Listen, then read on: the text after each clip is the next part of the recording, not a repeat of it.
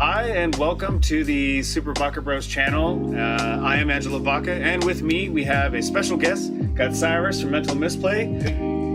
He and I are going to be opening the Baited MTG. Thank you very much for the follow. I really appreciate that. Happy birthday! Oh, that's right. It's like a big birthday weekend for a lot of people in the MTG realm. Happy birthday. That's awesome. Thank you for the follow. Really appreciate it. So yeah, we are going to be opening this very, as I mess it all up, beautiful and lovely booster box of AFR MTGDND packs. I'm super excited. Cyrus here has been very graciously getting me back into Magic. I've been out of it for high school, so at least 12 or 13 years. It's been quite a while. Basically starting completely fresh, if I'm being honest with myself. And he has been helping me get back into it, so thank you very much, Cyrus. Yeah, well, you know, it's your funeral. It's the whole thing. It's my bank account funeral, really, yeah. It's so true. Very, very true. And you're very welcome, Faded. But you know, it's the thing, whether it's D&D, which what I am like super into, or Magic the Gathering, so many of these things that we spend money on, it almost comes back, sorry, hitting the camera over here, twofold, because you get not just like gratification and enjoyment out of the things that we pay for, but you also get this camaraderie with the community that is so much more worth than the money you put into it. So it's true. Oddly, with Magic, like, yeah, it's expensive, but there's a lot worse things you can spend money on. At least you can resell Magic cards and stuff. It's gonna be, yeah. It's gonna beat Bitcoin, really, if you think about it, currency-wise. Yeah, I mean, there's a lot of Magic cards. The worthless stuff all went crazy, but regardless, it's you get a lot of hours of entertainment out of Magic cards, even if you're just sitting and playing with them by yourself, making decks or so. It's a good thing to burn money on. That is such a good point. That right there is, so like playing with decks, building decks, that sort of thing is the equivalent to D&D, making characters, you know, home brewing campaigns, that sort of thing. Not even playing the game, but you're getting entertainment out of doing stuff outside of it. So it's super fun, and I'm really excited to get back into it, especially having your help, because at first was really not looking forward to like trying to deep dive into Magic again, because I was like, I have no idea what's going on. But you have been a blessing, and I really appreciate it, man. Well, yeah, happy to help. Happy to have neighbors to play Magic with. The closer you can get your MTG circle to yourself, the happier you're gonna be. I think. So, we'll get the rest of the neighbors. Exactly. They're all into it. So yeah, without further ado, we're gonna get these popped open, and Cyrus will, you know, give the expertise as far as the in-game stuff, and I will probably be talking more to the D&D kind of stuff. I've only been able to check out a few different of these cards on Arena, so let's just go ahead and get this popped open. It's the first pack here. I use Godo primarily. He also got me into was it Kenrith? Yeah, and that one I'm really like looking forward to playing with that one more, just because of the mana management and strategy wise. But I'm definitely a lot more efficient with Godo right now. Yeah, Godo's probably a better deck in the CDH realm. Which this set, like Mental Misplay, we do mostly CDH stuff. Alan's done a couple more like casual commander stuff lately. I'm kind of getting into diving into casual again. Nice. Competitive is really fun, and will always be my favorite. Been like wanting to build some more casual decks. I'm excited to see that. We'll have some casual battles soon too. Yeah, that'd be fun. Getting the whole family. Yeah, absolutely. So yeah, we'll go ahead and get this going. I've never opened one of these, so it's interesting. Yeah, the layouts of packs are just like different every time nowadays. I feel like I never know what order things are going to come in. So they got the token in the back. Okay, so this is backwards orientation to the rest of the pack. This whole different card with the secret layers, that's common? Well, this is just like one of their advertising cards. Okay. Nowadays, since it's a token, because tokens don't go in your deck, they're generated by other cards. True. Okay. Even in the rules, it's actually kind of a funny, obscure rules thing. If something says name a card, that card can't be played. It won't stop tokens. You can't name tokens because they are not cards. Oh, really? I did not know that. Yeah, even though they're represented by cards, they have the placeholder things. Yeah. They're technically not cards. So it's an interesting little rule with tokens. I'm gonna look through that. I'm going to pop this on the camera. This is, what do you call this? These are the art cards that Okay. they started doing in the set boosters recently. They don't, I haven't seen there be a ton of like secondary market value to them, but they look really great if you just put them all together in a binder. Yeah. I gave most of the ones I opened to Nolan, but it was also from a set that I don't know, I wasn't a huge fan of the art in Zendikar Rising. Because they do different artists, I'm assuming, for different packs. And Yeah, you'll see some repeat artists. Like there's some that do a lot of stuff, like Seb McKinnon comes to mind. He does a lot of the like gothier looking dark stuff. But you'll see a lot of Zendikar Rising. The whole just like flavor of the set didn't grab me very much, so the art cards that I wanted into. This one's super sick. Yeah, I like the layer of the Hydra, which is a very interesting. It's got like fighting a dwarven cleric. It looks like. You just notice down here at the bottom, he's got one Hydra.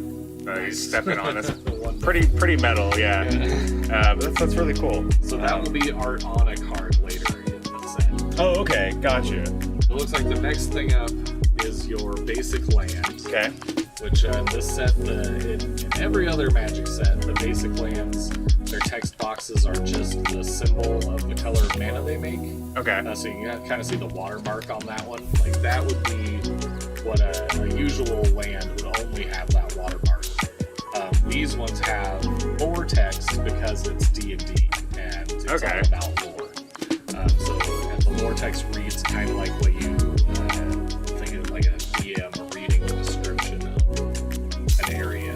Gotcha. So like in the campaign books, they have like a italicized text that you read and give the flavor of what you're interacting with. Exactly. It's actually called flavor text. I just could not remember the name of Gotcha. the text. And yeah, you can look back all the way to the first set, I think. There's italicized text that is the flavor text on Magic cards. That's cool. The Magic was definitely inspired by it.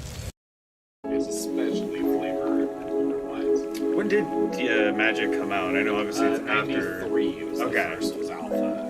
Yeah, 'cause I know it was designed as a game to play at conventions, kind of like as a quick game to play between big rounds of D&D. Oh, that's super smart. Yeah, and it took over and became its own thing. Let's camera get this out of here. Yeah, so this set has these. I don't know what they're calling them. Maybe character book or something cards. They're the showcase cards from this set. Every set has a showcase, which is like cards that are with a different frame that look different or whatever. And so these are supposed to harken back to the earliest D&D books. Yeah, it definitely gives that sort of flavor. I mean, I started playing advanced D&D, which is 2nd edition, and a lot of the colorization of this card totally has that same vibe of how it used to be. There's some other showcase ones in the set that are they look like books, like they look like manuals. Oh, really? None in this pack. Okay. But yeah, that'll be another seek. Direwolf Prowler, that's pretty good. You can tap into gain +2/+2 and haste until the end of the turn. Yeah, so those kind of cards, and you'll notice when opening packs, a lot of cards are sort of geared toward the limited experience where you're opening packs and playing with just those cards, kind of balanced around that. Yeah. But the secret is finding those diamonds and make it into decks, or just like on theme with something. Maybe you're building a wolf deck. Perfect. Oh, I gotcha. That's like the perfect card to throw in there with it. The swarming goblins, I really love, and I do not know if this was the case before, but did Magic have rolling D20s to see if things happen? No, D20 is never. Like the last or the most amount of randomness we had in mainline Magic products is flipping coins. I gotcha. Of course, a lot of people roll for that because it's just an easier mechanic to do. Usually like a D6 like or just something. roll D6 and odds or evens or whatever. But yeah, flipping coins as far as we got. In one of the unsets, which are sets that aren't tournament legal, there was D6 rolling for different stuff. Oh, okay. But that was a one-off thing, not tournament legal. And now we have full-on roll D20 that one. This is, I think that each of these set packs is supposed to have kind of a little like sub-theme to it. And so all of Ferocious Fireball, that's awesome. yeah, so all these cards roll D20s. So that's Okay. like the theme of this pack, I would say. Spike Pit Trap, that's really awesome. Freaking love that. You see a pair of goblins. I have heard that and said that so many times in my life playing D&D. That's another really cool thing in this set is the cards named like that, like something a dungeon master would say, and then they give you a choice, and the choices are also like very flavorfully written. Yeah, it's so much D&D. I love the fact that it's not just like characters from D&D put into Magic the Gathering, but it's the experiences from D&D put into Magic the Gathering. I love that. Yeah. Really cool. I can't wait to check that out. So it looks like we got. Oh no, I thought there was another goblin. But there's a couple uncommons here. One of those has a rolling mechanism on it. The other one is just a goblin, I think, to some degree. Yeah, this Goblin Morningstar, I've actually interacted with this quite a bit in Arena, and it's been effing annoying, to be honest with you, to go up against. It's a decent, and it doesn't cost much that either to use it, to put it into to cast a spell and then to equip it. But it can definitely be annoying to interact with if it's going up against you, I should say. Yeah, and one interesting thing about this set is that very soon Standard's going to rotate. Okay. So Standard's going to get rid of a bunch of the old cards from the last couple of years, and it's just going to be. There's no way I'll ever remember what sets are going to be the legal ones, but it's just going to be like the last few that have come out. And so this one, there's a lot of cards people are looking at now and saying it's kind of hard to know how they're going to fit into the new Standard. Okay. But there's some that people are saying like they're going to be the new staples for the new. Oh, Standard. really? Huh. That'd be interesting. Yeah. I just had a couple more common, uncommon in And here. how do you tell that whether common or So uncommon? common is the black set symbol. Okay. Uncommon's the silver. Oh. And then you've got your rare. This is actually a really cool card, the treasure vault. Okay. And you know it's rare because Because of the gold set symbol. Gotcha. Okay, so we got the treasure vault here. Yeah, which is a land. Artifact land. Yeah, That's- artifact land, taps for mana, and can make treasure tokens. That's huge. They double X. There's Bramble, the dog, wanted to be in the pod as well, so it was driving by. Everyone's safe. Yeah.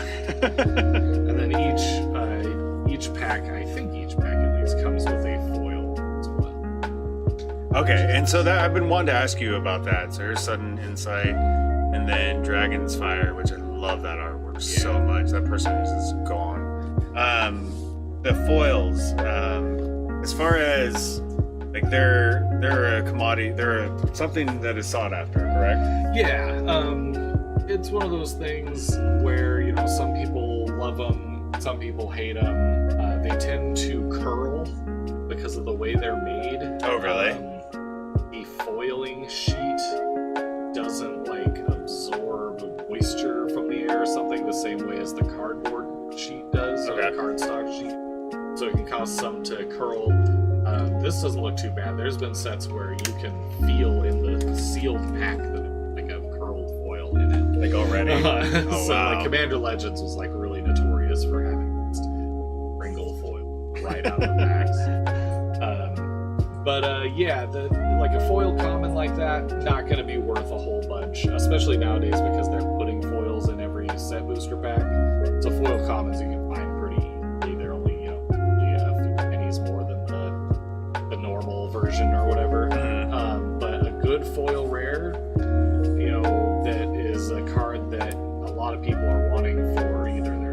decks or modern decks or commander decks especially. Okay. A good foil rare can be worth twice as much as its regular equivalent. Gotcha. Pretty regularly. Sometimes even more. And especially, foils are a thing I like to stash, because it's like over time. Okay, they're going to be... They're finding ones that are in good condition, that aren't pringled, and that are sought after cards. Even commons and uncommons. Given the test of time, maybe the card becomes usable later because of another card that's printed. In it. Okay, that's really cool. The just like the different cards and the types, like that alone, separate from the game, is super interesting to me as well. There's so many of them now. There's showcases, foil showcase, extended art. Like, there's just so many different versions of cards now. That's awesome. Young T, Fang Blade. I absolutely hate going up against Young T's in D&D. A lot of times there's numerous of them, and you get poisoned, and you have disadvantage on your attacks and skill checks, and you're usually, especially if your group isn't working together, you're usually going to die. So that is a good card. You want to open that he has a Death Touch. Yeah, that Death Touch. That's so handy.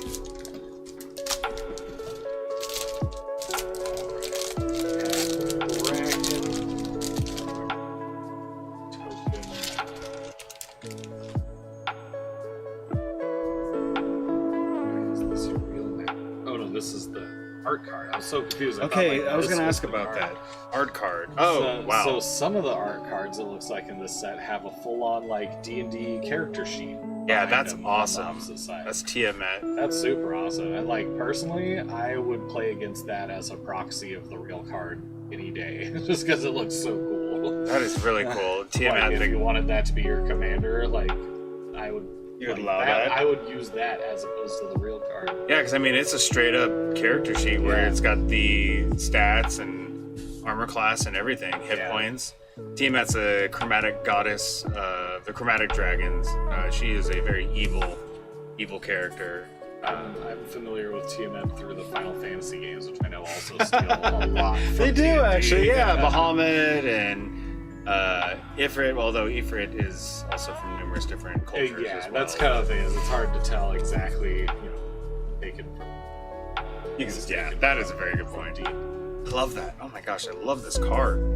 Yeah, that is a super cool one. This island, I like it's got some boats in the art, which you don't see too often on land cards, seeing like something other than just land.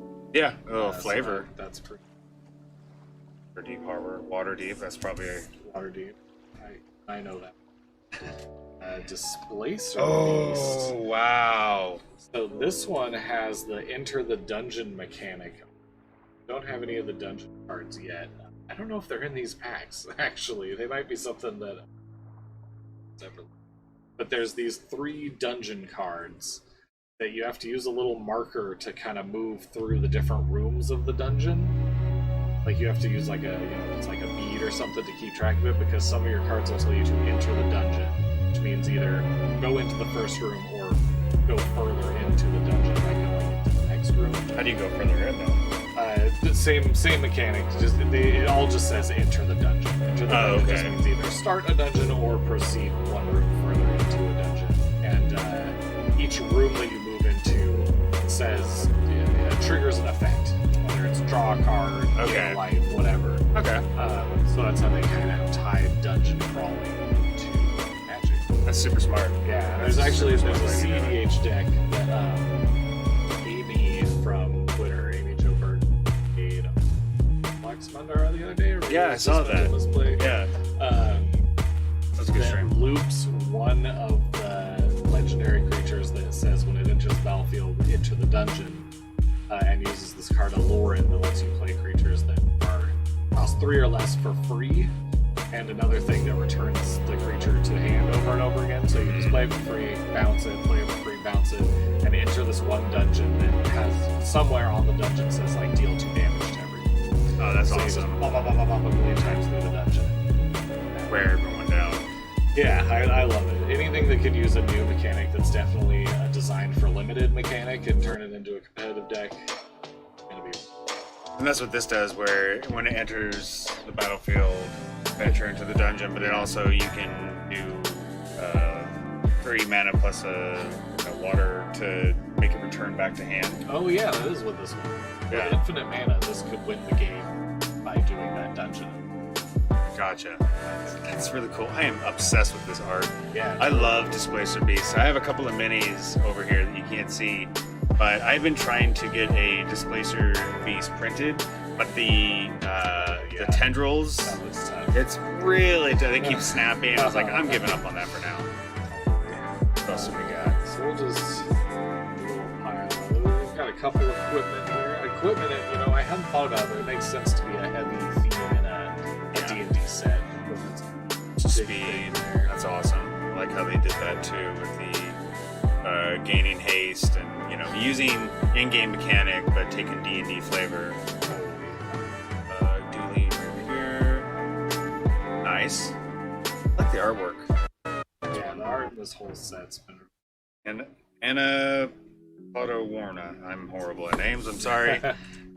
Really cool though. I like that a lot. Hey, there's another boost. Hobgoblin Captain. I love hobgoblins. They're always interesting and scary at the same time. That's really cool. Other boots of speed here. Yeah, I've never seen a double in a pack like that actually. Oh, really? Without it being at least like a foil or something. Huh. It's because of the way these set boosters are made, where there's like a little section that's on a certain, and a little section that's not. So Okay. I think it just like fit in. This guy's really cool. Of course. Witch Rider. Hell yeah. My mind jumps to. Of course I'm gonna blank her name. Quelaag from Dark Souls. Oh yeah. Damn. And her sister, Firekeeper. I'm into any like half spider things just as a creature. As Yeah. cool. Yeah, I would not been able to pull that name out, so kudos to you. Well, I played Dark Souls way too much. I was going to be really disappointed in myself if I did not. Couldn't pull that off, yeah. Underdark creature. Really, really cool. Nice. A couple uncommons. We got a Lightfoot Rogue and a Reaper's Talisman. Okay, nice. And as we go through the Halfling. box, we'll probably be able to start moving through packs a little faster. Yeah. So we'll have seen a lot of these. Kind of find the new stuff in each pack. But Okay, another roll-in mechanic on the... yeah, so one of them has a roll. This pack had 2 rares actually. You got the Orb. Something. Ooh, Dragonkind. Hell yeah, Dragonlance setting. I freaking love that. I think that does something really good for a dragon deck, if I remember. Like adds mana for a dragon. The dragon. Yeah, holy cow. Dragon, activate dragon's ability. That's really cool. I like this card a lot too, the Yeah. art style of it. I'm that over here because I'm going to look at that later. And then to go with it, everyone's Dragon got to have a turtle. dragon turtle. Absolutely. Full disclosure, I don't have it finished, unfortunately. I have this dragon turtle miniature that I have been Nice. working on. It has been kind of annoying because you have to do it in parts, and Yeah. the back legs and the back body of printed fine. I got the head. The front legs and the front body, not so much. Oh, bummer. It's really been frustrating, but once it all comes together, it'll be pretty cool. But yeah, Dragon Turtle, I love that Dragon artwork too. That is awesome. Got a foil D20 card over there. Tiefling Shaman. Oh yeah, like that. That's really cool looking. Yeah, the set's been really like the creature types. There's a lot of like mixing and matching going on that hasn't been a thing in earlier sets. Oh, really? Like, what was that one's types? That is Tiefling Shaman. It's the middle row there. Creature dash. Oh, tiefling. That's right. That's like a thing. Yeah, it's a race Yeah. in D&D. I'm Yeah. actually creating a Tiefling Bard right now. Oh, nice. Yeah. Yeah. So that's a creature type that's never been. Oh, Pretty okay. cool. And then we have stuff like Elf Rogue in blue from one of the the Mental Misplay preview card with blue elf. Oh yeah, I like that video. That was really good video. Really cool. So this, you got a list card. You know it's a list card because that little symbol in the bottom left corner. And what that means is that there is this thing they call the list over at Wizards of the Coast headquarters. Yeah. And It is just a list of a ton of cards from other sets. So you'll see the set symbol on that card is different. That one there? Yeah, that's Shadowmoor. That's a card from Shadowmoor. Okay. That is in these packs. And so you can sometimes open some really cool stuff. Lightsickle is one that I would question why it ended up on the list. I could add the list card I've ever opened to that list of cards that don't really make sense being on there, but there's some really good stuff. Like Food Chain is on the list, and like Scroll Rack is on there. So there's good stuff you can get in the list spots. I haven't yet. Gotcha. Go ahead and pop open. If you want to pop open one as well, sure. Let's get this rolling. And people hanging out today with us, I appreciate that. This is kind of a hastily put together stream, but I think really cool to have Cyrus's perspective and mine as well while we kind of navigate these packs. I'm digging hearing all how the D&D stuff plays into everything. Because like, I might be a rare type of Magic player, but I just have not played much D&D. Like being on your stream was the full-on little thing that I had done since like early high school. Which is honestly really interesting because I thought you took to it very quickly and very easily. Did a very good job. I'm actually working on his character right now. His mini. He was a skeleton sorcerer, and I actually designed this in Hero Forge. Just got like a base coat, and then I'm gonna go through detail paint. So yeah, Cyrus, you did a very good job on doing that. Yeah, I'm really stoked to play some more, honestly. Family campaign fell apart a little. It's hard. I try to play with my family. It is so hard. We've gotten back into it. I'm playing, I keep looking at my book over here as if you guys can see that, but sorry. My Curse of Strahd campaign, and they've started to get back into it a little bit more, especially where there's a lot of interesting combat and like the silly voices that I've been starting to introduce, whereas the first few sessions have been really boring, no people to interact with. So. I think I'm gonna look for maybe a like old school RPG simple book to play with them that's like very much more just playing based. Yeah. I introduced more of the player. I don't know which one of these you want to go for. These want to pull out some cool stuff. That's the Ritst. Nice. The art card for him. Really cool. Yeah. So I love that. That is so cool. A Fairy Dragon token. It's a very cool looking token. I don't know what card makes Fairy Dragons. Fairy Dragons are something I've always thought was cool since my days playing Heroes of Might and Magic 3. That's awesome. What a game I put hundreds of hours in. Really? That's awesome. Yeah, this art is really cool. I like that a lot. Got a foil forest here. Foil lands are always good. There's a lot of people who like to foil out their whole decks and foil basics for that. That could be tedious, I bet. Oh yeah, it's a go so too hard on it. Really? This was the showcase one. Those kind of highlights here. Yeah. Soul Knife Spy. That's our preview card. Teeny Windseer. That is awesome. Love that artwork. That is a great. Anything that rolls, I'm gonna be very excited about. I really, you could really build a love whole that. roll D20 commander deck probably. There's That's a bunch really of the cool. cards.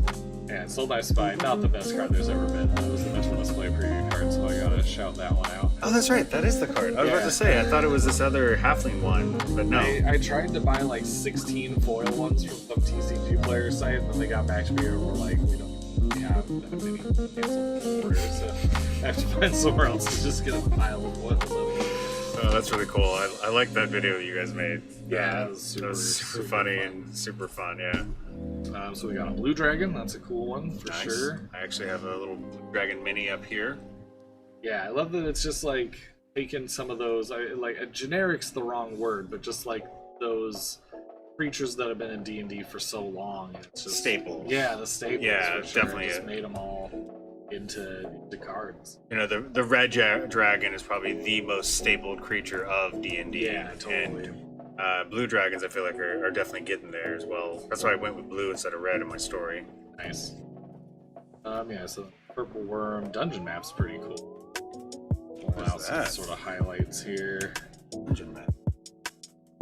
Oh, that's cool. Yeah, it's a very cool card thematically. Yeah. Oh, and here's your first mythic rare box. So mythic rares are even rarer than rares. They've got that sort of orange gold set symbol over there, and the deck of many things is an awesome one. Yeah, especially introducing deck of many things into your D&D campaign as a dungeon master is asking for absolute chaos. So, excuse me, the fact that they made this as a mythic rare makes absolute sense. That is really cool. I have had some chaos ensue from playing in a campaign where somebody had a deck of many things and we didn't know about it, and they decided to use a card or pull a card at the most unopportune time. So really, really cool. I love that. That's awesome. And hidden mythics earlier in the box. Good. Heck yeah. Foil. You find the villain. That's another one. Yeah. You find the villain's lair. I really love that. And then these are choices. Okay. Right on. That's really cool. Okay. Alrighty. These are all the those are just basics some more and comments and stuff. We'll just quickly go through those. I'm gonna quickly look at that one. See what we got in here. Yeah. Anything special? Purple Worm. This is an Arcane Investigator. Already got one of those. Yeah, I already did those ones. Mind Flare. Art card. I do really like how the lands look. It's really cool. I love Mind Flayers. I have not introduced one yet into my homebrew campaign because I worry, just like Beholders, I worry about killing. Strong. Yeah, I don't want to. Although they just encountered a Kraken, which I very much tried to kill them off with that, and they got through that. So Nice. from here on out, it's going to be a lot harder stuff. The homebrew campaign. Yeah, the lands are really, honestly, very interesting when you compare them to, say, other lands that I've seen. Like, they just got a little bit extra flavor to them, and I like that. There's the showcase card for that one, a Pegasus. Nice. It's good. Love it. Common. Hunter's Mark is one that I know. I'm aware of that. Yeah, Hunter's Mark is skill. Hunter's Mark is awesome. The staple of a ranger. Yeah. Still uses Hunter's Mark quite a bit. That's the thing, he compounds it where he uses Hunter's Mark, then he picked Colossus Slayer for his ranger subclass feature. So if someone's been hit, he gets an additional D6 on attack, plus a Hunter's Mark was a D6, and then your regular weapon damage is, D6 or 2D6 depending, and he can just wreck shop. Slaying them. Yeah. Yeah, that's awesome. I scanned the picture or the text real quick that one and recognized the tragic backstory. Ooh. I like how in this one, this isn't something they've done before, where that name, tragic backstory, that's not a thing that appears on other cards. Oh, really? That's just sort of how they decided to tie in the flavor of what his text does. Oh, that's cool. So he cool. says you can only cast him if one of your creatures died this turn. And So they're just calling that tragic backstory on that card. Okay. Making it kind of more individualized, like you would design either character or an NPC. That's cool. So yeah, pretty sweet. I like that. If you want to do the other commons here, Real quick. So, yeah. Pixie Guide. Pixies are annoying. Contact Other Plane. I've seen this one quite a bit in Arena. Oh, that must be the non-art card that we just saw version of it. Oh yeah, totally. Another hulking bugbear. Tiger Tribble. That's cool. Planar Ally. Another cool spell. And I recognize this one's name, Zorn. Nice. I don't know if that's... Zorn is a demonic, it's a demonic god of the elemental plane of Earth, I believe. Nice. Very scary. Very, very, very scary. A lot of, like, Demogorgon and stuff would go up against this guy and have a tough time. Nice. And then a foil and a list card. The list card on that one is actually at least used to be a very playable card back in the day when it was released. It's still a card I just love. It just so embodies black magic. So Yeah, this Gatekeeper of Malachar is really cool. I love that. And then the half-elf monk, it's a staple, obviously fighting a gnoll, which is like a hyena creature. Yeah, I really love that. That's cool looking. Let's go ahead and open a couple more here. I realize how many like packs that came in this thing. Yeah, it's how many is in the set booster box? 30, I think. Oh, is it really? Yeah, we can start cracking faster. Sure. I don't know what your time limit's like. Oh, I don't care either way. You know, I am. These have the tab. I'm open. I was doing it. Oh, damn, I was too. I didn't even realize that. See, Some of them do, some of them don't. I think it's like the ones that are made in Japan. I think have a little pull tab. I'm not sure. I don't know if someone is here. Nice Yeah. little wolf token creature. That's cool. I love that. Start there, another forest. Looks like they got Long Strider casted on them. Is the only thing I can think of with that effect. Really cool. Another of the Ginny Windseer as the showcase there. Gotcha. Piece of land. Ginny. Ooh, this was a good pack. Ooh, Underdark. I've seen this in Arena. Underdark Basilisk is very cool. I love that art on that one. They'll dual bullet. They're effing annoying. Really tough to fight against. Nice. These are a cool kind of card from the classes. Whoa. So you kind of put them in play, and they kind of give you abilities that harken back to that class. That is really cool. I love that. Yeah, you actually got 2 in this pack, but one's a rare. It's got 3 rares in this pack, which is awesome. Nice. That's one of the really cool things about the set boosters. There's, I think, 3 might be the most you can get, but up to 3 rares is pretty cool. So here's all 3 of the rares from this one. These are just commons here. I think they're uncommon. Uncommons. Gotcha. Blink Dog is really cool. Wild Shape, a very fun spell. I love having blink dogs as just like your regular pet kind of thing.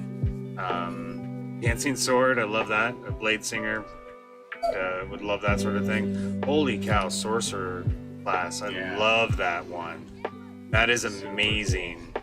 Absolutely love that. The art, everything, the way it's set up. Yeah, the super class cool. cards are really cool. This Eye of Vecna has got to be one of my favorite cards already so far. Vecna is such a really cool, interesting character, and to see the Eye of Vecna, and there's got to be the Hand of Vecna later on, I would imagine. I'm not sure, yeah. It's That'd be cool. it would have to be in there. Vecna is so cool, the god of undead essentially, Oh, nice. and really cool stuff that you could do with him in D&D. Oh, they got foil one of the legendary creatures, which is always cool. Nice. He's a really good staple of D&D lore right here. Bjorner. Names are horrible. Which as a dungeon master, I hate that. I can do really well with voices and creating story, but then saying names, even my own characters' names that I've created, it's like no consistency whatsoever. So it's kind of a sick joke in the D&D gods. But that's really cool. I love how that looks. And this is one of those dungeons I was talking about. Bad Mage. Hell yeah. So you enter the dungeon, you start from the top, and so like the first time you venture into the dungeon, you scry 1, and the next time you go to the next one. My eyes are open, so I don't like these big next to my face.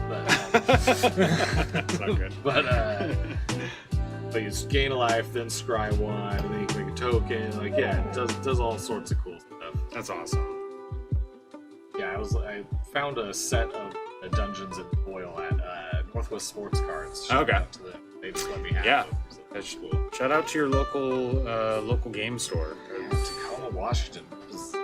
That's what we got to get one here on the island. I know. If I had the money, I would absolutely open one here on the store or on the island and just have like the coolest atmosphere in there. I would take my gaming table and put it in there. So many board games for like rentable board games. Yeah, exactly. Also. I'd have consoles in there even for people who want to check it out. Oculus, but then having the Magic tables or role-playing tables, It'd be really cool. Is the dream. Sure.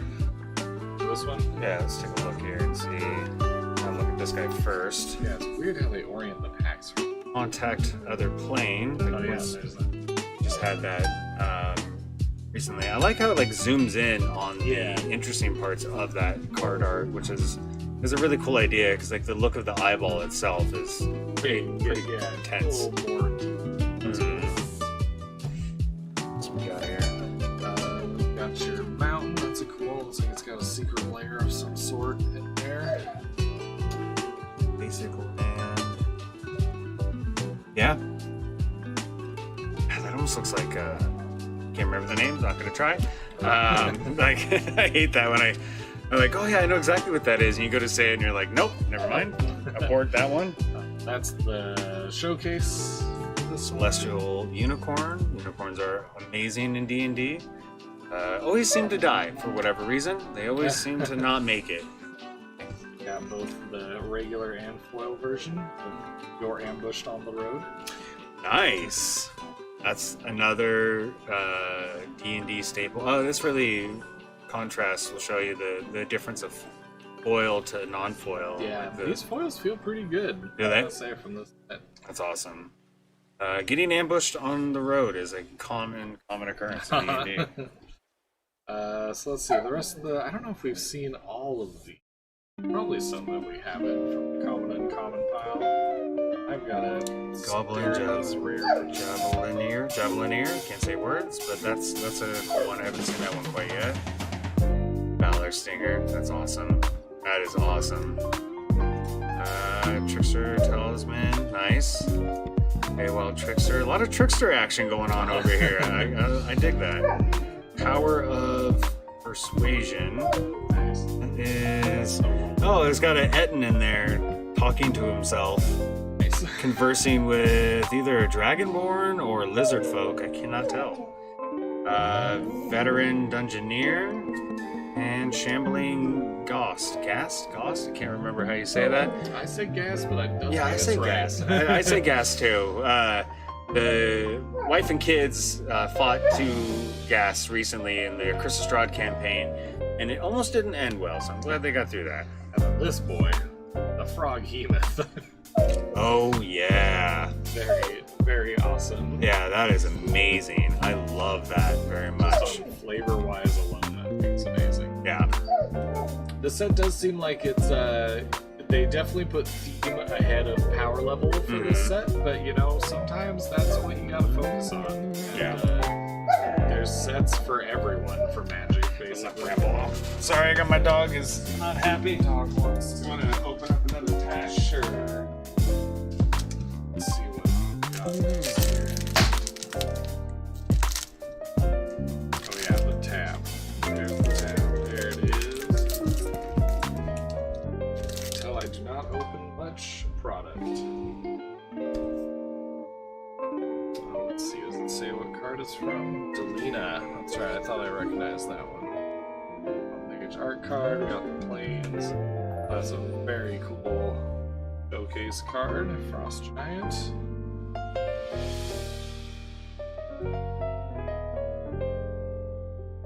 Showcase card, Frost Giant, that one looks awesome. Oh, that does look awesome. Holy cow. I got a Storm Giant over here. Have you seen that? I don't think so. I've shown, I don't care if my brother has seen this or not, because I've shown him. This is something on the stream that I'll be using for D&D. This thing is, yeah, it's so freaking metal. It's huge, I love it. Yeah, it's going to be a nightmare. This guy is going to destroy it for scale. Bring out Cyrus's. So, Tiny boy now. tiny little guy compared to this biggin. But that Frost Giant, so like this is the biggest giants, and then Frost Giants would be next in size. Love that artwork. Let's see, we got some commons and commons. This one's cool if you're looking to make a roll dice deck. That one's all about rolling dice. Red and blue, which I imagine has a lot of the dice rolling cards. And then it has that sorcerer class, so that's cool. favorite die. That's a cool, interesting art. Like the way they have that set up and everything. I love the wings, the feather, or the flamed wings. They got barbarian class too, which is Nice. being able to roll 2 dice instead of 1. Yeah, that's cool. That is really cool. So here's definitely a D&D staple right there. Bag of holding. Bag holding. Gotta have it. Gotta have it. That's so interesting that it's such a staple that so many people who play, like, they'll forget they even have it and not realize how useful it can be, not just in the interaction or inventory management, but also combat-wise. Yeah. You know, if you're fighting a goblin, and because a lot of people don't realize goblins can be really annoying to kill. Especially they got traps and that sort of thing. But you grapple a goblin and shove him into the bag of holding, you've essentially just killed him. It's done. I had not considered throwing it in bags of holding. Yeah, I've done some pretty wild stuff. That's the D&D that I really love. The super goofy, like using the rules as far as you can. Yeah, pushing to the limit. Absolutely. I love that. And it's interesting because seeing Phil and the others in my homebrew campaign start to kind of get the grasp of that, but not quite yet. But they're starting to try things. Like they were going to turn themselves invisible and like jump over a fence and do this and that. And that's like the beginning of thinking about what you can do. It's a delicate balance, I find, in D&D between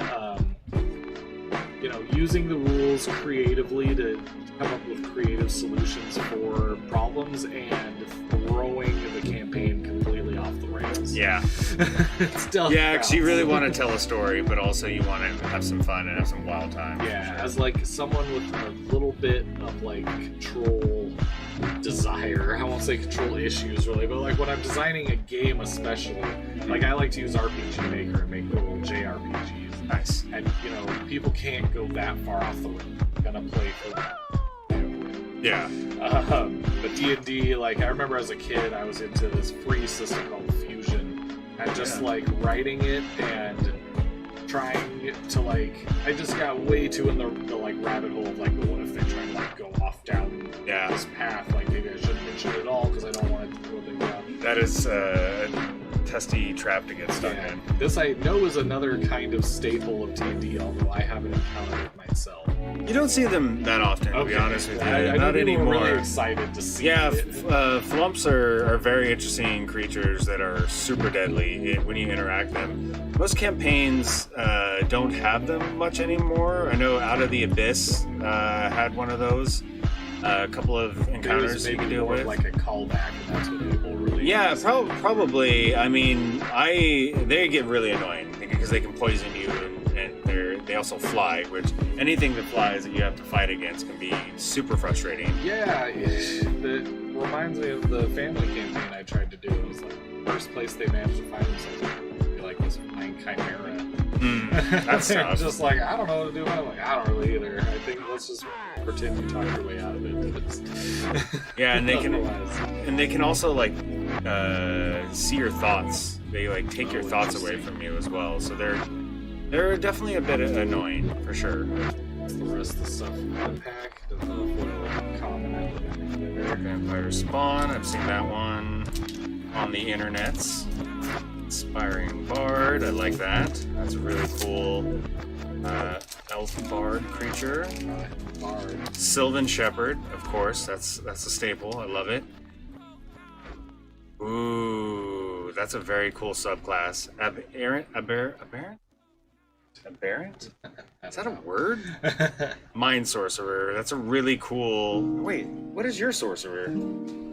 Yours might be. No, yours was a psionic sorcerer? I don't know. I don't remember. I'd have to I have to look that up. Look at the sheet. It's funny because like my first jumping back in was looking at the character sheet made for me that was like all filled out, and then when I went to make one, it helped me really understand what's going on. A lot better. So there's a lot of stuff I was just like, don't know what that is. I assume I will not need it, or they'll tell me when I do need it. Absolutely. Circle of the Moon Druid, that's a really cool subclass. Race of Loyalty, yeah, I like that.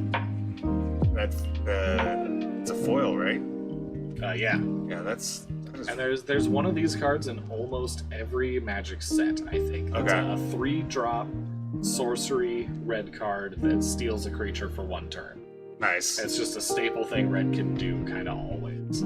They're really good in limited. Okay. They're like, I drop my bomb creature, and you're like, I take it and hit you with it. We got the art card for the mountain. It's Nice. back.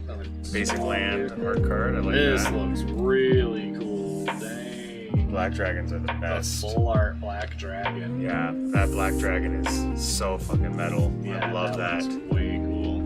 That's a huge cost. Yeah, he's real expensive. Holy Definitely cow. a more casual card, but Yeah. you know, dragons cost a lot kind of across the board.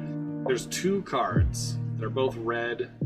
I think one costs 1, the other one costs 2, or maybe it's 2 and 3, but they both reduce the cost of dragons by like 1 and 2 respectively. Gotcha. And that dragon orb things, like you can get them out a lot earlier than you think. Well, the fact that when he does enter the battlefield, it's -3/-3 acid breath. That's really cool. Yeah, take something out. And flying at the same time. That is tough. I love owlbears. They're one of my favorite D&D lore things. Yeah, I love owlbears. There's some really cool.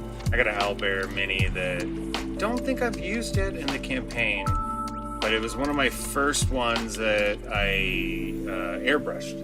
Nice. Like that, and then the Kraken over there, I actually airbrushed. It's Oh, in the setting thing. Yeah, the Kraken looks so good. I'm so thank you. I'm so happy with that Kraken. It was tedious to get it just right. That's an interesting card. Lupton something or other. Inclusive Or painter. A bard. Half of a bard.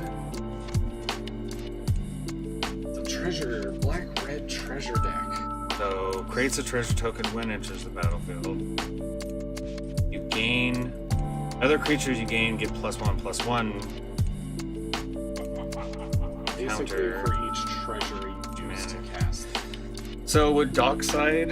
Dockside would be super good in that deck. Okay. Because Dockside you cast and get however many treasures. Everything you play is 1/1 bigger for each treasure you use to cast it. With this Cost card 4 here. mana and you use 4 treasures. It's going to come out with 4 counter. Okay, yeah, that does sound like a super good combo to have with the two of them. And there's tons of treasure stuff in the set too. There's treasure obviously in team. True. There's another very Heck yeah. I have not introduced this yet into any. It is almost a instant TPK. Yeah, Whenever they're ruthless. they're super, and the biggest combo that people don't do is adding a pitfall trap with a gelatinous cube falling into it. There's no way of getting out of that situation where you fall into like a spike trap, and then like on a side sort of compartment, the gelatinous cube comes out and just falls on top of you. You're dead. There's no way out of that. So that's really cool though. I love that. Yeah, I thought that was super cool. I know Gelatinous Cube from numerous video games, but the one that I always think of is Baldur's Gate Dark Alliance for PS2, and now for Switch, I think. Yeah, that's cool. And they make you face some much weaker versions, but they're still a big ramp up when you meet them. Yeah, they're a lot stronger than the other stuff you have. Another rare in this pack, Hall of the Storm Giants. Nice. That's pretty cool. That is awesome. Storm Giants, that's the one that I just showed over there. They are so freaking powerful. It's funny, it's underwater. Yeah, I don't know what it's also, these are supposed to follow the Forgotten Realms like books. Yeah, I'm trying to think of what book that would be referring to, but I cannot picture it. I'm sure there's some adventure that I'm not remembering. I haven't played all the adventure books because there's quite a few of them, but sort of the rest of the stuff, commons and uncommons, and the foils. I like the art style of that guy right there. Yeah, that one looks really cool. It makes Merchant. it makes a treasure when it comes into play, so that's good for them. It's reversal. Nice. I like what this one can do, especially the low mana cost of it. Scaled. That looks really cool. That looks really cool. Neverwinter Dryad. I hate dryads. They're not that powerful, but they're effing annoying. Yeah. Skills. Another Displacer Beast with his actual Displacer ability going on. I love that.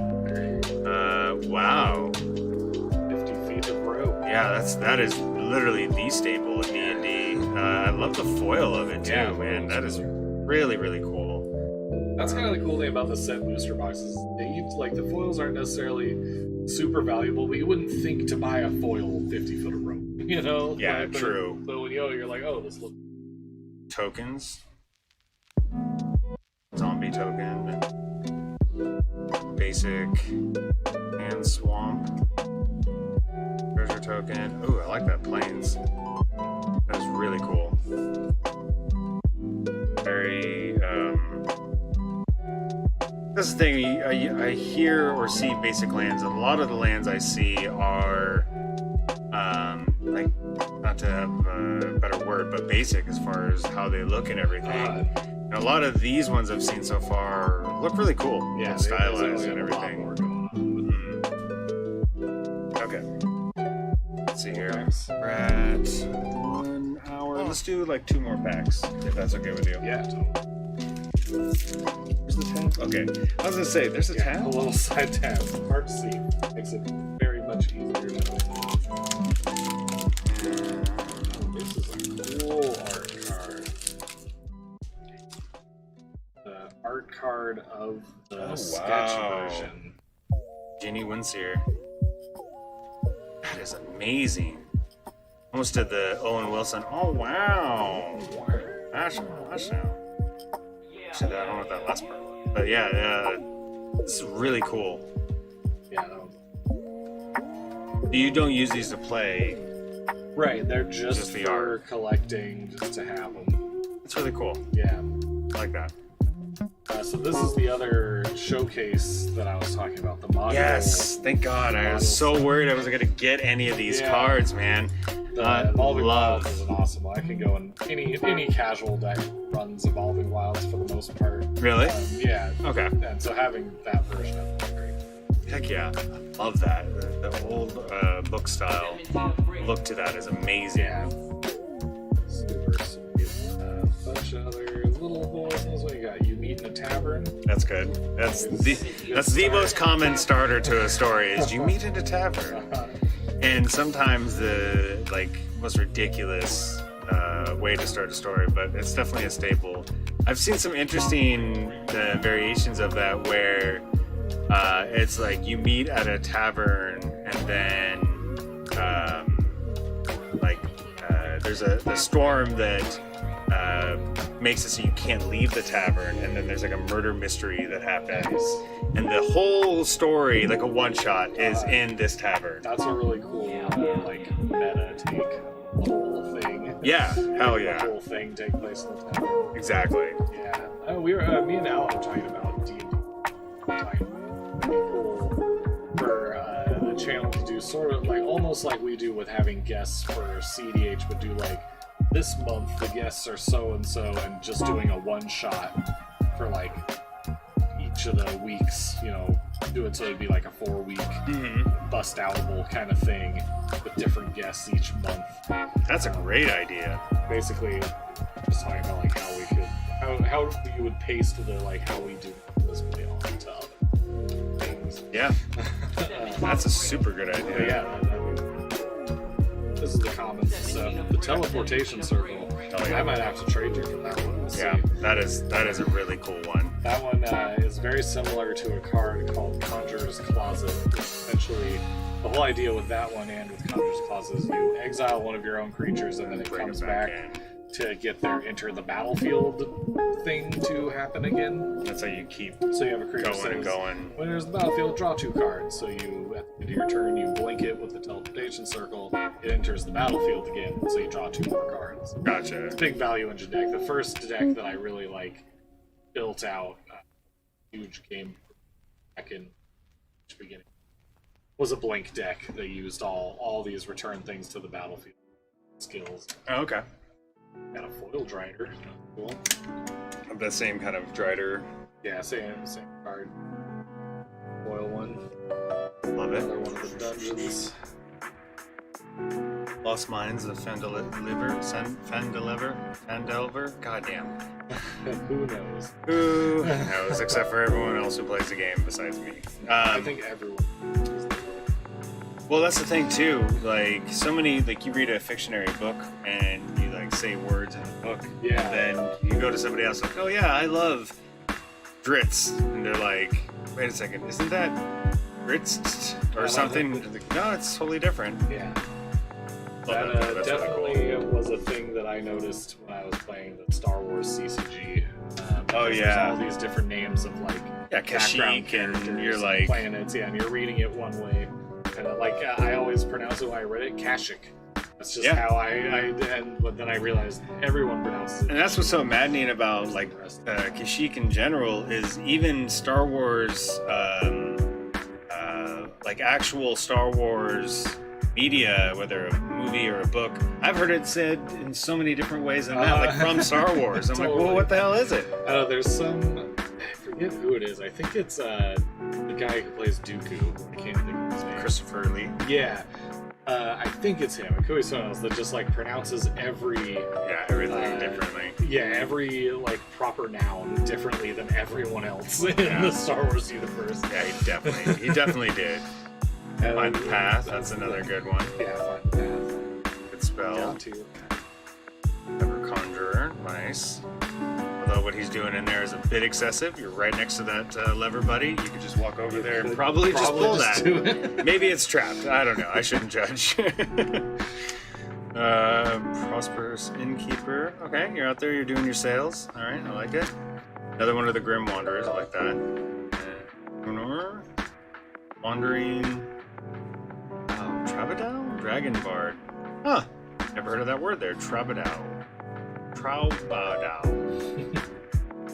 I'm gonna put that in a campaign just so I can say that. So many things in D&D I find that are like the most satisfying is either the players hearing a word or a phrase that the DM says and then making fun of it, and then that's a joke, or the DM finds something funny or a phrase and they keep putting it in, and that's just an ongoing joke. Totally. That's why D&D is such an ever-evolving experience, whether it's the same adventure with same group or same adventure with different groups. Like every time is almost different because you can just go into different tangents. Totally. And it just changes. That's why like I write my homebrew campaign, I don't fully write it out. Like, I have like a beginning, a middle, end, and some points I want to hit, but then as the players are going through it and they're making decisions or their backstory, I'll like implement into the story. It helps like immerse them all. So it makes it more personal. It's I think of D&D and casual EDH as being very similar games because casual EDH, like the idea isn't necessarily to win or win as fast as you can or have the best deck. In CEDH it is, but in Casual Commander it's more about like, you used your favorite cards or you used a mechanic that you liked a lot, and people talk about Rule Zero, which is like the conversation before the game where everyone says like, what kind of game am I trying to have? And you have someone who's like, I really only play with decks that are worth maybe $20 to $30, but they're all like, the same creature type. Like, do you guys have anything that would make a fun game with that? And you can build decks specifically. Like, I try to build decks from all the way like the weakest possible power level all the way up to CEDH, which I most. But like, I have a deck that I don't even have sleeved because it's so bad and uses such cheap cards that I'm down to just shuffle it up and let it get trashed over time and have it just be my super casual EDH deck.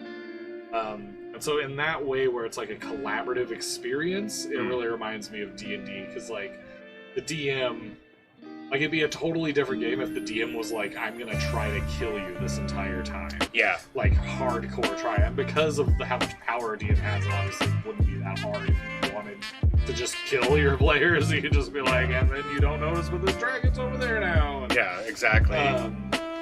And so because of that, because of the imbalance of power, you kind of have to take it upon yourself to balance it, to self-regulate the power level of the game and of your NPCs and enemies and stuff like that. And so even though EDH doesn't have a DM, you're kind of all are self-regulating in casual to get the experience you want rather than just have the best deck, I guess, if that makes sense. And the turn zero discussion helps implement that sort of balance. And Rule Zero, the idea with that is that you can bring a variety of decks and kind of before the game figure out what kind of game everyone wants to play, and then you have the right kind of deck. Or even if you don't, like, you can definitely bring a CEDH deck to a casual table, and if everyone's like, hey, we want to play really casual, you can just play it really poorly, and like you can have the combo in hand, just choose not to do it because you know it's not the game experience other people are going for. Gotcha. Maybe like, hey, I only have the CEDH deck, but I will promise to only win through this very convoluted combo instead of my usual really easy compact combo. Yeah, like that's like taking Godo and saying, you know, I'll make sure not to have magnetic theft. Yeah, or I will only equip Helm of the Host to other creatures. Then Godo. So Gotcha. then you have to win through just that takes Godo from being a top tier CEDH deck to a nearly unplayable casual deck. Yeah, because you'd have to grind that out. Yeah, exactly. Okay. Just if you make that agreement. Yeah. So there's ways to kind of play any deck to any level if you're just willing to play that way and play like how other people want you to. Self-regulated, I guess. Yeah, but I don't know. It's I draw the comparison all the time when I'm listening to people talk really about cool. casual Commander. And I like that. That's a really interesting. it was the Masticore or Manticore that almost killed my family. Oh, no way. Yeah. They are sons of bitches, Manticores. Yeah. I have one. I was like, wow, this is right really there. I have a tiger striped Manticore there. Nice. Yeah. It's the Cave of the Ice Dragon or whatever. It's like one of the first things you can go encounter is this thing flying around some hilltop. Oh, that's right, because that's the one that Brittany ran. Yeah, I remember talking to her about it, and she was like, yeah, we just, like, I just decided that it had, like, a fraction of the hit points that it was supposed to have. She did that quite a bit. It was kind of interesting, because, like, the main reason why she became the Dungeon Master was, one, I knew once we got fully back into D&D, because I'd taken a break from playing it, that as soon as we got into it, that I would be a forever DM. And I'm okay with that. I really love being a Dungeon Master, but I wanted to play before we got into it. And so she very quickly and very wisely caught on to the fact that there's a lot of things that would kill the kids as characters very quickly. Yeah, that's what I was realizing doing that campaign too. It was just like, wow, this is real deal. But I mean, that also ties in exactly what we're talking about. It's like she decided to just nerf its HP to bring it down to the level that the group wanted to play at, and I decided to make it so you could just persuade it out of attacking and let everyone have persuasion roll. Nice. And luckily one of them got it. If they didn't, I don't know. I was gonna be like, well, I guess we're gonna restart this campaign in a minute because he's about to kill you all. Nolan's like, what? And that's totally fine, because so many people get caught up in the rules lawyering of D&D, and it's like, no, this Manticore would kill any level 1 to 3, in a combat, no matter what. And it's like, are you right? Yes, but you know what? Is that fun? Fuck no, that's not fun at all. That's not going to do anything for a kid. And like the worst case scenario, I feel like, is if you kill off your characters, you can be like, at the moment before your death, someone swoops in and saves you all, and you wake up at the inn the next morning, and you all have to rest, and that's like. You just add that as a flavor to the story. Like that's kind of my plan for if the family gets more like super sticky situations with things, like especially where they're at now, where they're trying to like jump down this giant hill because I can't describe it well enough for them to understand that it's like they're gonna sharp drop off. Yeah, they're gonna die. Like, well, I want to try to figure out a way down. Like, I'm trying to tell you that you can't. I don't want to break character here, but I'm trying to tell you, don't try to go down this right now. That's why, like, with the kids' campaign, I'm definitely more lenient, and it's totally fine to do that. With like the campaign on Neighborhood RPG, like, they will die. Like, there's a good part, and we've had the conversation recently with them where if one of them dies, and what happens after that, where they roll a new character. Or Phil brought up the fact that he might play already existing NPC that I introduced, kind of thing.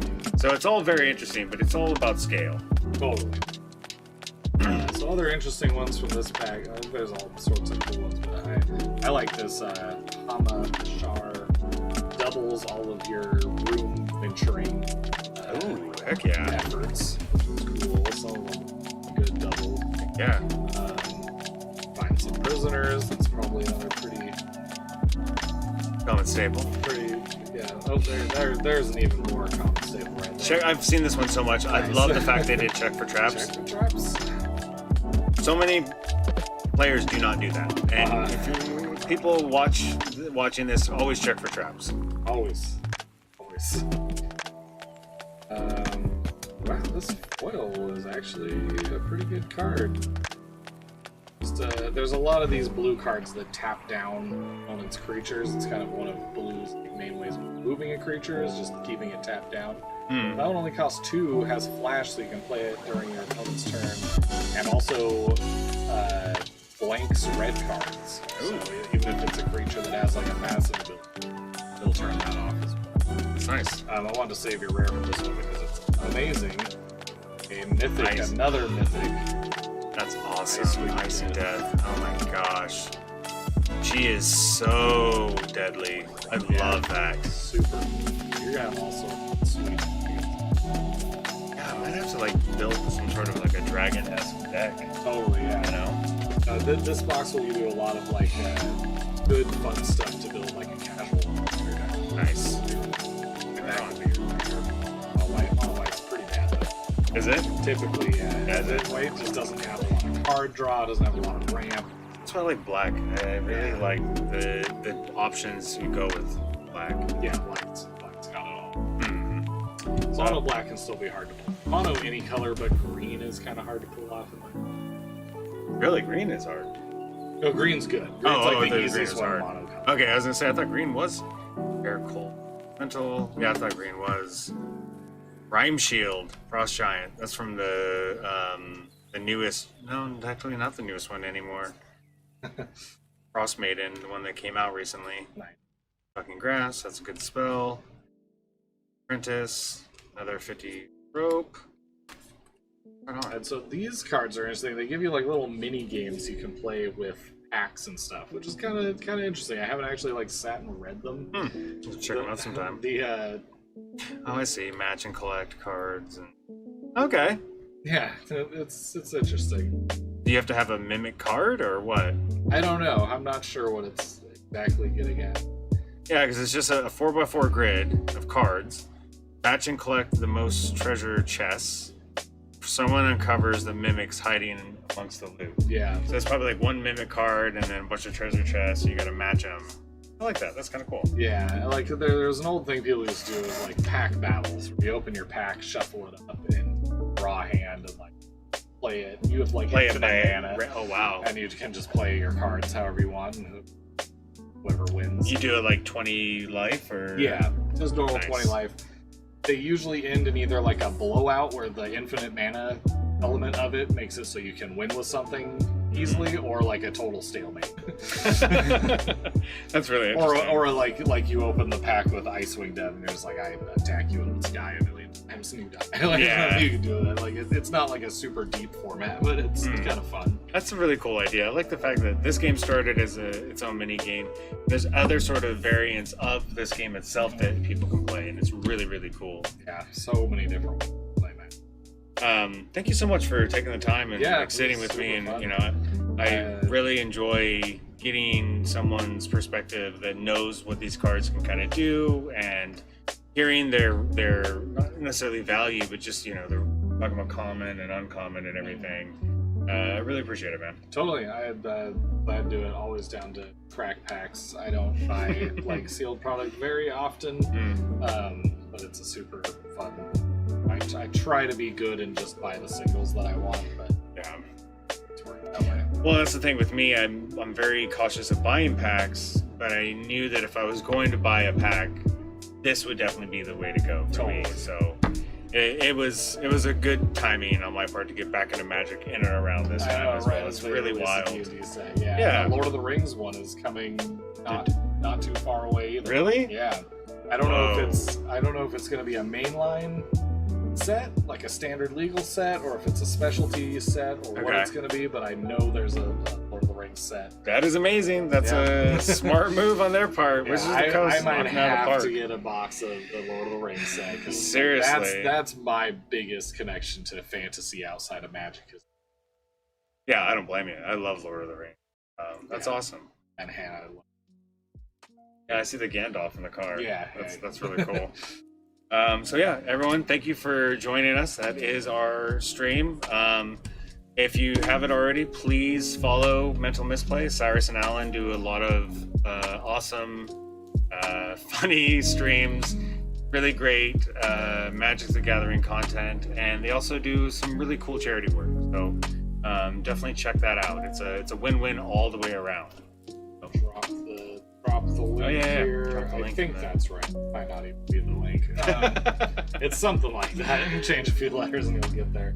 Yeah, Mental Misplay, Tuesdays, Fridays, and Saturdays for streams. Alan's starting up a Monday midday stream too. It's about to be just all days, all the time, going hard, trying to do the thing. That's really cool. That's awesome. Probably like right now it's really mostly competitive Commander, but we've also been dipping our toes to high power and other sorts of casuals. So who knows? I played Legacy, which is a totally different format, on Slick Judge's stream the other night. That was a good stream. Yeah, I love watching Slick Judge and Dan streams because some of the times, like, the sauciness that Dan brings is so good, and Ryan too, man. Like, it's just so funny, and I love, like, all of you guys. So, like, the way that you interact with each other, it's just funny and awesome. Yeah, they're top tier individuals. Absolutely. We're all really lucky that we found each other through the pandemic. Basically, we're all dipping toes in Magic content creation. It's cool. And then all came together in this group chat on Instagram, and everything blew up and became other things from there. So that's really cool. Love all those guys. Absolutely. So yeah, everyone, thank you for joining us, and this is kind of special one-off Magic the Gathering stream. Please hit that follow if you haven't already. I'm trying to find my button, and that's not working. That's interesting. That's all blocked off. It takes me 20 minutes to find the raid button. Yeah, and that's the other thing too. I can't raid anymore. Oh, from the stream apps. Yeah, because it'll continue. So I did a raid on my Neighborhood RPG one. I did Nano Jade, who followed me afterwards, which thank you, Nano Jade. I didn't have a chance to say that. And it was raiding, Twitch, but YouTube, it was just a schmuck sitting here talking for like 10 minutes. And so I was like, oh crap, I didn't even know that after the fact. Oh, it was an interesting setup. Yeah, multi-streaming is wild. And that's funny. I forgot, like, I'm on Twitch over here. Who even knows what's going on over on YouTube? Like, I wouldn't be able to see it because I'm just in the Twitch chat. Yeah, exactly. Who knows? That's why it has like this multi-stream thing over here. I haven't even delved into this, like, where I can see what people are saying. I don't know what happened with all of this, but this is all black now. Interesting. Well, we're just gonna do this because the stream ending is not active, so I'll just do this one. There. Thank you all for joining us, and as always, please be kind to yourself and others. It's a simple thing that you can do to make this world an easier and better place to live in. And as always, please stay hydrated. Thank you. Have a good day.